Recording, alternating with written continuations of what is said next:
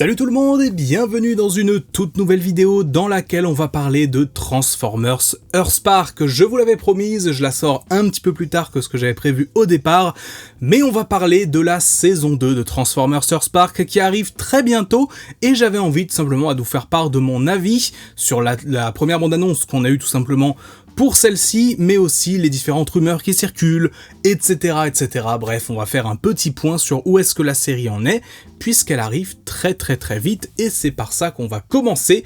La deuxième saison de Transformers Earthspark sera diffusée pour les 10 premiers épisodes le 7 juin aux États-Unis sur Paramount+. Alors on sait pas encore si c'est une sortie mondiale, j'ose espérer quand même, mais en tout cas on a la date du 7 juin qui est indiquée, j'avais vu passer le 14 aussi dans d'autres pays, donc en tout cas voilà, début mi-juin on aura le début de la deuxième saison de Transformers Earthspark, donc pour les épisodes 1 à 10, et c'est justement ces 10 premiers épisodes que couvre le trailer que l'on a vu récemment, donc tout simplement qui nous montre eh bien un premier visuel, des premiers visuels globalement de ce à quoi on peut s'attendre.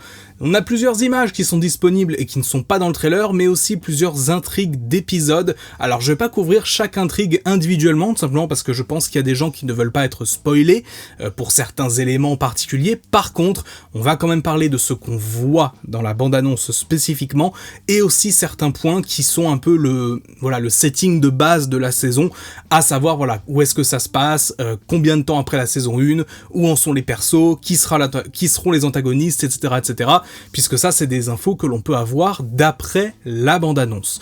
Bref, alors, déjà, ce qu'il faut savoir, c'est que la saison 2 de Transformers Earthspark va se passer 1 an après la première. Donc on a quand même un laps de temps qui est pas négligeable, mais qui est pas non plus énorme. C'est-à-dire que simplement, on aura eu le temps, pour les personnages, je pense, de digérer la grosse bataille finale qu'il y a eu avec Mandroid, notamment. Voilà, ce moment où, finalement, tous les Cybertroniens ont failli y passer. Et donc, voilà, tout simplement, on a ça qui a eu le temps de se tasser depuis le temps. On a du coup nos deux protagonistes humains, donc Robbie et Mo, qui ont un peu vieilli, parce que étant donné que ce sont des enfants, bien sûr, ils grandissent plus vite, c'est pour ça notamment qu'on a des nouveaux chara-design pour ces derniers. Robbie notamment a une nouvelle coupe de cheveux, un nouveau aussi, des nouveaux vêtements tout simplement, donc je pense qu'il sera plus une sorte pour le coup de vrai ado que simplement un enfant comme dans la saison 1. Mo de son côté est du coup aussi plus vieille, et surtout ils ont retravaillé son chara-design de sorte à ce qu'elle ait plus ces espèces de gros yeux qu'elle avait dans la première saison. Je sais que ça avait été un point visuel qui avait été pas mal critiqué sur le fait que ça manquait de cohérence avec les autres persos. Moi je trouvais que ça la rendait mignonne, mais c'est vrai que d'un point de vue cohérence totale, c'était pas ouf. Du coup là, elle a un design plus cohérent avec le reste. Donc voilà, on peut voir notamment que ce soit dans la BA ou même dans des screenshots d'épisodes, que effectivement on a des nouveaux designs pour nos deux protagonistes humains, qui d'ailleurs vont être toujours équipés des armes qu'ils possédaient dans la saison 1, mais aussi des combinaisons qu'ils vont pouvoir avoir, mais on y reviendra juste après.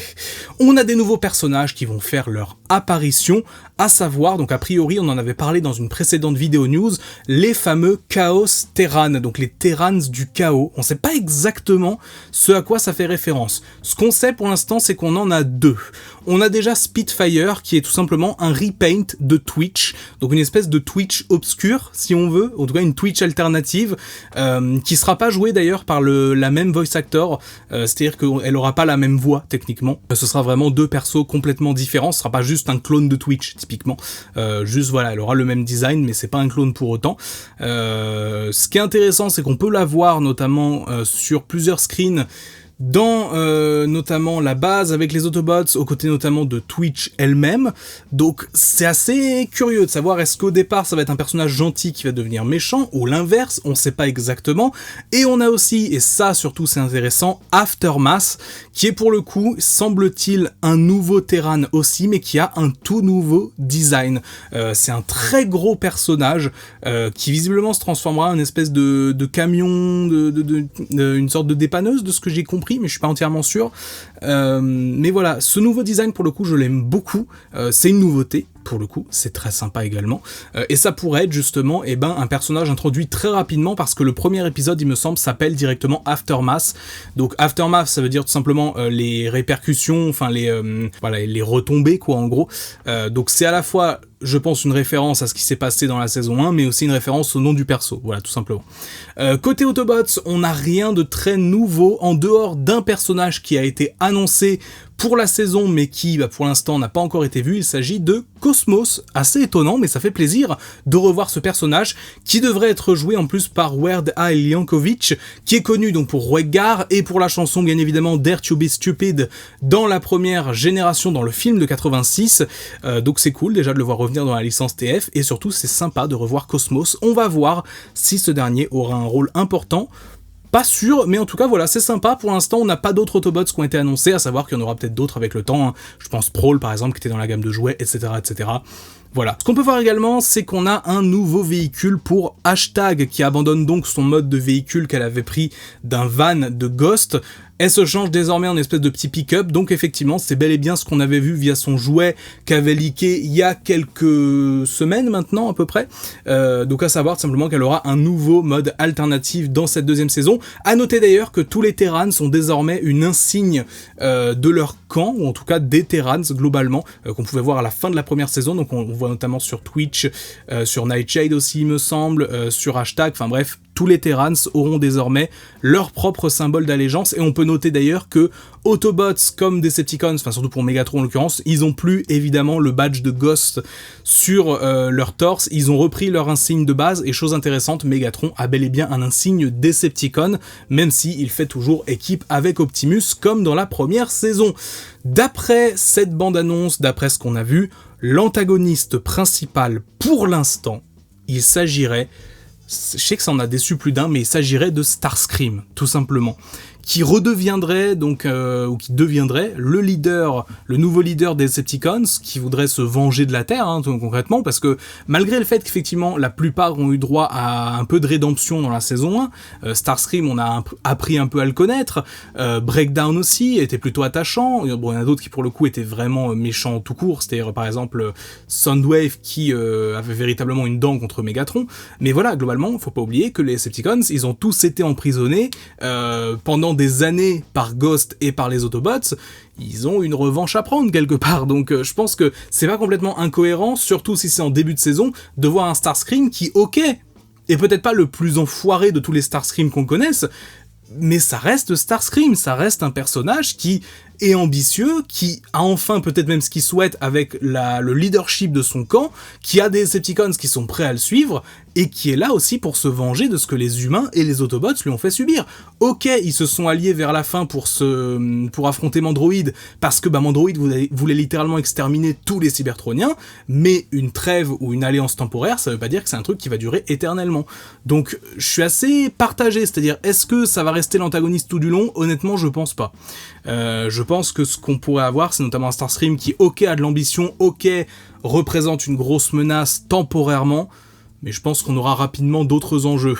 Pareil, les Decepticons de façon générale, je pense que certes, ils seront une menace pendant peut-être au moins les 10 premiers épisodes, bien sûr, mais on a un teasing quand même des quintessons, a priori sur un des résumés d'épisodes. Je vais pas aller plus loin pour pas rentrer vraiment dans du spoil pour les gens qui voudraient, voilà, mais effectivement ce qu'on avait cru comprendre dans la saison 1, à savoir un lien notamment avec Quintus Prime et du coup avec tout ce qui touche au quintesson indirectement, ça se confirme avec aussi le fait qu'on avait les Sharkticons aussi avec Mandroid, ça se confirme, les quintessons semblent être plus ou moins présents.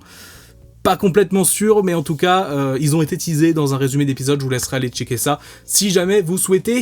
Ce qu'on voit aussi, c'est qu'on a l'Emberstone, donc la fameuse pierre qui donnait naissance aux Terrans, qui a été éparpillée donc partout sur Terre, ou en tout cas dans la région autour de la ville de Witwicky. Est-ce qu'on va avoir une sorte de quête de MacGuffin, un peu comme la deuxième saison de Transformers Prime, où ça courait partout pour avoir des artefacts? Peut-être que c'est ce qu'on va avoir, on verra. Et on a aussi du coup une nouvelle capacité qui a été teasée, à savoir potentiellement des combinaisons entre personnages, donc notamment entre les humains et les Terrans, donc qui a été teasé notamment par une espèce de, ils appellent ça une synchronisation ou je sais pas quoi. Voilà, est-ce que ça serait une référence aux fameux combiners, les sortes de combiners qu'on a eu dans la gamme de Earthspark, qui du coup serait un teasing de ça, à savoir des humains en armure qui arrivent à se combiner avec les Terrans pour former un plus gros robot. Je suis pas sûr, honnêtement, je sais pas. Mais en tout cas, on a aussi ce teasing-là. Voilà pour globalement tout ce que je peux dire autour de cette deuxième saison, autour de ce qu'on a vu dans ce premier trailer. Je suis content de retrouver la série, parce que j'ai vraiment beaucoup apprécié la première saison. Enfin voilà, vous avez vu, je pense, ma critique sur celle-ci, ou si ce n'est pas encore le cas, je vous invite à aller la voir.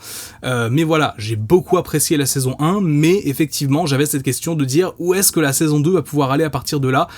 Et effectivement, pour l'instant, ça va pas dans la direction la plus originale, ni la plus cohérente forcément de tous les aspects, mais on verra. On verra, franchement, je me dis qu'on verra. C'est les mêmes showrunners qui sont derrière, c'est la même équipe créative, il n'y a aucun changement.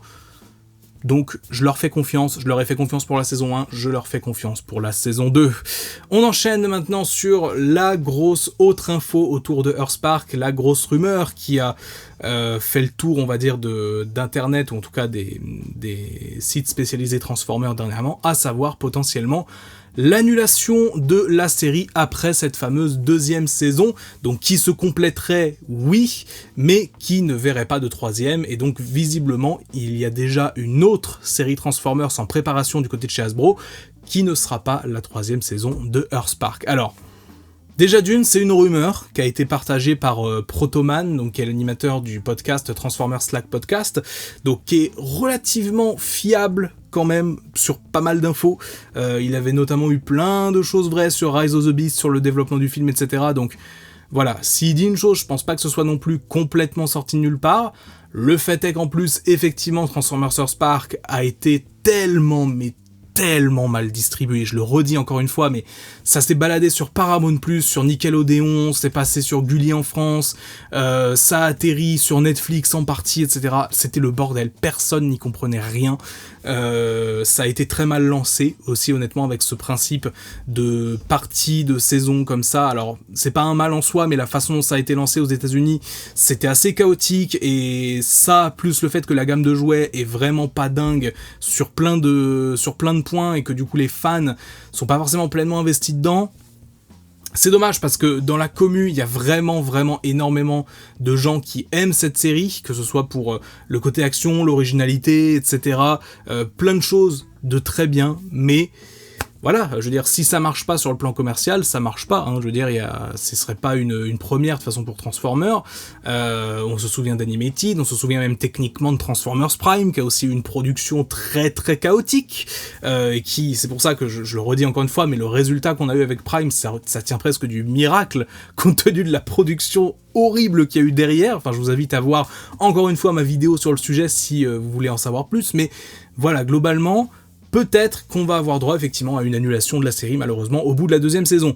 Maintenant, ce qu'il faut relativiser, c'est le fait que si la deuxième saison est aussi longue que la première, c'est-à-dire qu'elle fait environ une 20 ou 25 épisodes encore, ça veut dire qu'on aura une série qui fera 50 épisodes en tout, ce qui au final est la même durée qu'une série comme Armada, Energon, Cybertron, Beast Wars aussi. En soi, voilà, c'est juste que ça aura pas fait des gros arcs, plein d'arcs différents, ça aura juste fait, voilà, un arc sur chaque saison, mais en développant peut-être suffisamment bien les personnages. En tout cas, si la deuxième saison est aussi bien que la première et qu'elle offre une conclusion satisfaisante, si la série s'arrête là, moi ça me dérangera absolument pas, et ça restera comme une bonne série Transformers, je pense. Voilà, maintenant il faut transformer l'essai. La première saison est une excellente introduction à cette série. Il y a vraiment le potentiel pour se hisser dans le top tier des séries Transformers. Maintenant, il faudra voir ce que cette deuxième saison propose. N'hésitez pas à me dire en commentaire ce que vous attendez de la saison 2 de Transformers Earthspark. Dites-moi si vous comptez la regarder, si vous comptez la zapper. Voilà, peu importe, dites-moi tout ça, bien sûr. On se retrouve dès mercredi pour une nouvelle vidéo. Sur ce, pour moi, c'était Magnus. On se dit à très vite. Bye tout le monde.